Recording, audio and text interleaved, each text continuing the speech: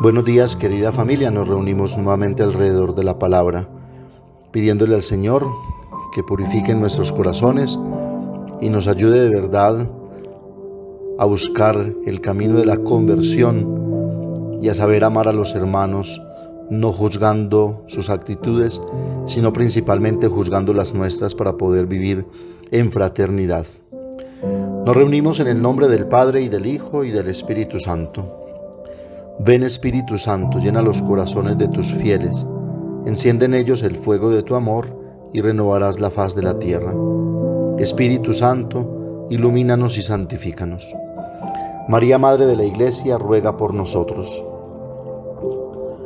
Lunes de la 12ª semana del tiempo ordinario. Lectura del segundo libro de los Reyes, capítulo 17, versículos 5 al 8 y 13 al 15. En aquellos días, Salmanasar, rey de Asiria, invadió el país y asedió a Samaria durante 3 años. El año 9 de Oseas, el rey de Asiria, conquistó Samaria, deportó a los israelitas a Asiria y los instaló en Jalaj, junto al Jabor, río de Gozán, y en las poblaciones de Media. Eso sucedió porque, sirviendo a otros dioses, los israelitas habían pecado contra el Señor su Dios, que los había sacado de Egipto, del poder del faraón, rey de Egipto. Procedieron según las costumbres de las naciones que el Señor había expulsado ante ellos y que introdujeron los reyes que ellos se habían nombrado. El Señor había advertido a Israel y a Judá por medio de los profetas y videntes: volveos de vuestro mal camino, guardad mis mandatos y preceptos, siguiendo la ley que di a vuestros padres, que les comuniqué por medio de mis siervos los profetas. Pero no hicieron caso, sino que se pusieron tercos, como sus padres, que no confiaron en el Señor su Dios. Rechazaron sus mandatos y el pacto que había hecho el Señor con sus padres y las advertencias que les hizo. El Señor se irritó tanto contra Israel que los arrojó de su presencia. Solo quedó la tribu de Judá. Palabra de Dios. Salmo 59. Que tu mano salvadora, Señor, nos responda. Oh Dios, nos rechazaste y rompiste nuestras filas. Estabas airado, pero restáuranos. Has sacudido y agrietado el país, repara sus grietas que se desmorona. Hiciste sufrir un desastre a tu pueblo, dándole a beber un vino de vértigo. Tú, oh Dios, nos has rechazado y no sales ya con nuestras tropas. Auxílianos contra el enemigo, que la ayuda del hombre es inútil. Con Dios haremos proezas. Él pisoteará a nuestros enemigos. Del Evangelio según San Mateo, capítulo 7, versículos 1 al 5. En aquel tiempo dijo Jesús a sus discípulos: no juzguéis y no seréis juzgados, porque os van a juzgar como juzguéis vosotros, y la medida que uséis la usarán con vosotros. ¿Por qué te fijas en la mota que tiene tu hermano en el ojo y no reparas en la viga que llevas en el tuyo? ¿Cómo puedes decir a tu hermano: déjame que te saque la mota del ojo, teniendo una viga en el tuyo? Hipócrita, sácate primero la viga del ojo, entonces verás claro y podrás sacar la mota del ojo de tu hermano. Palabra del Señor. Podríamos resaltar 2 ideas para nuestra reflexión en este día. Primera, muchas veces ante las situaciones difíciles de nuestra vida, nuestros fracasos, sufrimientos, dificultades, frustraciones, dolor, miseria, injusticias y aún ante ciertos acontecimientos naturales que dejan muerte, pobreza, damnificados, etc., queremos buscar un culpable y siempre vemos a Dios como causa de todos nuestros males. Pues se dice de una manera equivocada: no se mueve la hoja de un árbol sin la voluntad de Dios. Pero no nos damos cuenta que la gran mayoría de las veces somos nosotros las víctimas de nuestras propias decisiones. Por eso dicen que uno es lo que decide.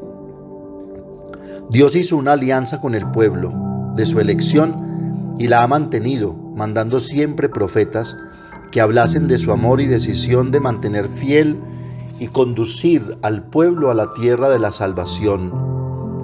Pero ese pueblo es un pueblo de duro corazón, al que no le bastan los signos y prodigios con los que Dios lo va conduciendo y acompañando. Incluso Pablo dice en Gálatas 4:5: pero al llegar la plenitud de los tiempos, envió Dios a su Hijo, nacido de mujer, nacido bajo la ley, para rescatar a los que se hallan bajo la ley y para que recibiéramos la filiación adoptiva. Entonces, ante todas estas realidades, ¿de quién dependerá el dolor y el sufrimiento y la angustia que aún la misma creación experimenta en todo este daño ambiental y ecológico que el egoísmo, la ambición desenfrenada, el acaparamiento de los recursos, la codicia y la corrupción han traído al mundo? El profeta Ezequiel 18:25-27 dice: y vosotros decís, no es justo el proceder del Señor. Escuchad, casa de Israel, que no es justo mi proceder. ¿No es más bien vuestro proceder el que no es justo? Si el justo se aparta de su justicia, comete el mal y muere. A causa del mal que ha cometido, muere. Y si el malvado se aparta del mal que ha cometido para practicar el derecho y la justicia, conservará su vida. Es cuanto ha sucedido al pueblo de Israel a lo largo de toda su historia. Dios lo ha acompañado con signos y prodigios y envió a su Hijo, pero no les bastó porque su corazón estaba endurecido y la cerrazón había enceguecido sus ojos para no ver la verdad. Y sin embargo, Dios se mantiene fiel y quiere siempre recomenzar con un resto, porque Él es justo y misericordioso y está siempre reconciliando y reconstruyendo la obra de sus manos. Pablo dice en 2 Timoteo 2:8, 11, 13: acuérdate de Cristo Jesús, del linaje de David, que vive resucitado de entre los muertos. Verdadera es la sentencia que dice: si hemos muerto con Él, viviremos también con Él. Si tenemos constancia en el sufrir, reinaremos también con Él.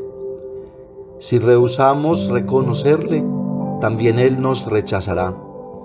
Si le somos infieles, Él permanece fiel.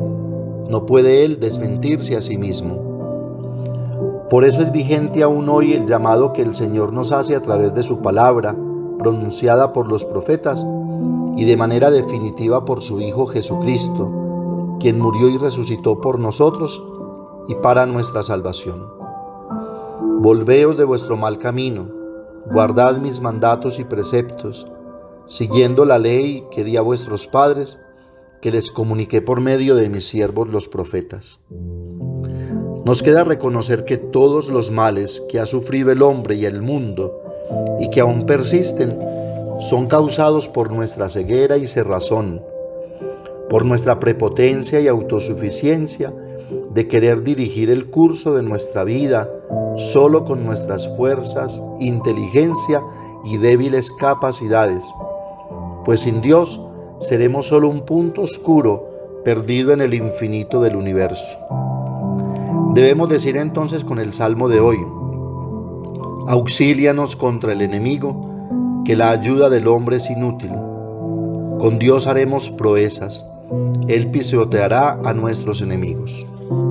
Segundo, en el Evangelio, el giro del discurso de la montaña cambia, más dirigido a los discípulos, que serán esa iglesia naciente, quien continuará la obra salvadora de Cristo.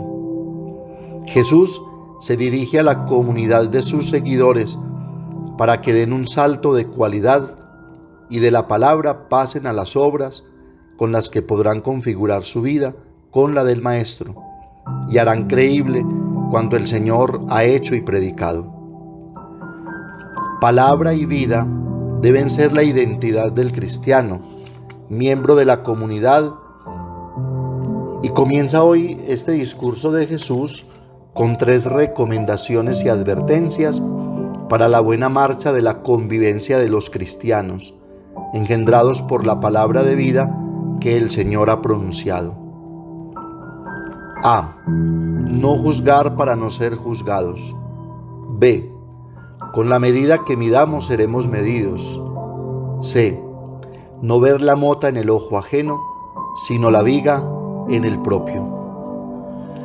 Fundamentalmente, estas tres acciones tienen como centro el juicio del cual somos tan aficionados los humanos, pues siempre estamos al acecho de la vida y acción de los demás, mas no de nuestros actos y de nuestros errores. El apóstol Santiago dice en 4:11-12: No habléis mal unos de otros, hermanos. El que habla mal de un hermano o juzga a un hermano, habla mal de la ley y juzga a la ley. Y si juzgas a la ley, ya no eres el cumplidor de la ley, sino su juez. Uno solo es el legislador y juez, que puede salvar o perder. En cambio tú, ¿quién eres para juzgar al prójimo? Basilio Caballero dice que el sentido que tiene aquí el verbo juzgar no es simplemente hacerse una opinión, algo que difícilmente podemos evitar, sino juzgar duramente, es decir, condenar a los demás. Tres razones entonces por las que no debemos juzgar los cristianos, donde fundamentalmente debe ser el amor, no como un mero sentimiento, sino como ágape, el que debe mover toda nuestra vida y nuestras relaciones con los hermanos, y como dice Jesús especialmente, con nuestros enemigos y quienes nos odian y hacen el mal. Pablo dice en Colosenses 3:12-13: Revestíos pues como elegidos de Dios, santos y amados, de entrañas de misericordia, de bondad, de humildad, mansedumbre, paciencia, soportándoos unos a otros y perdonándoos mutuamente. Si alguno tiene queja contra otro, como el Señor os perdonó, perdonaos también vosotros. Entonces, estas tres razones deben ser, como dice Basilio Caballero. Primera, el juicio pertenece a Dios, porque solo Dios conoce el corazón y nuestras intenciones. Él sabe que hay bueno y que hay malo en cada uno de nosotros. Nosotros solo juzgamos por apariencias y éstas engañan. Dios es verdad, como dice Jesús. Segundo, la medida que usemos con los demás, la usarán con nosotros. Pues Dios tiene dos medidas que en el juicio se equilibrarán para salvar y no para condenar: la misericordia y el juicio. Nosotros solo tenemos una, que es el juicio, y esa es la que nos condena y trae mal e infelicidad al mundo. Tercero, todos somos imperfectos. Por eso debemos mirar la viga de nuestro ojo, porque cuando juzgamos la mota del ojo del hermano, solo queremos justificar nuestros males, que son peores que los del hermano, quien es el espejo en el que nosotros nos podemos ver. Pidamos entonces a la Santísima Virgen María que, como ella, tengamos un corazón puro para amar y para servir a los hermanos en el perdón y en la misericordia, como nos amó y nos perdonó su Hijo Jesucristo. Amén. Padre nuestro que estás en el cielo, santificado sea tu nombre. Venga a nosotros tu reino. Hágase tu voluntad en la tierra como en el cielo. Danos hoy nuestro pan de cada día. Perdona nuestras ofensas, como también nosotros perdonamos a los que nos ofenden. No nos dejes caer en la tentación y líbranos del mal. María, Madre de la Iglesia, ruega por nosotros. El Señor nos bendiga, nos guarde de todo mal y nos lleve a la vida eterna. Comunión espiritual. Creo, Jesús mío, que estás real y verdaderamente en el cielo y en el santísimo sacramento del altar. Os amo sobre todas las cosas y deseo vivamente recibirte dentro de mi alma, pero no puedo hacerlo ahora sacramentalmente. Venid al menos espiritualmente a mi corazón. y como si ya os hubiese recibido, os abrazo y me uno todo a ti. Señor, no permitas que jamás me aparte de ti. Amén. El Señor esté con ustedes, y la bendición de Dios Todopoderoso, Padre, Hijo y Espíritu Santo, descienda sobre ustedes y los acompañe siempre. Que tengan un feliz día y recuerden que los padres de la parroquia los queremos mucho.